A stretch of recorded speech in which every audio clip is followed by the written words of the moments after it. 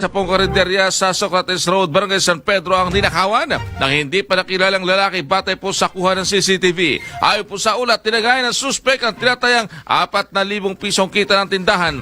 Makikita sa CCTV ang lalaking nakasuot ng pulang damit, puting shorts at helmet at may tato sa kamay. Kinilala ng may-ari na si Rujao Bahaw ang nawalang kita mula sa kanilang tindang ulam.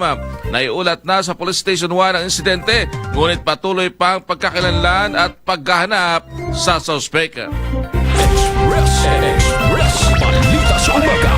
Pag alis na kami kasi po, may pulong po kami. Umalis po kami. Gabi na po kami nakabalik. Oo. Tapos kain po. Yung tama po, nagbibilang na po, mga alas 10 po ng gabi, nagbibilang na po yung misis ko ng kita. Oo. Tanong niya, bakit wala yung mga buo? Yung mga 1,000, tag-500. Oo. Akala namin, binibiro lang kami ng mga kasama namin. Yung pala, nawawala po talaga. Nang chinek namin yung CCTV.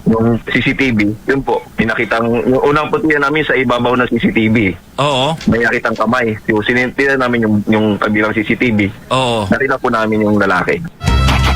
Yan po ang tinig ni Rujao Bahaw, ang may-ari ng karinderya.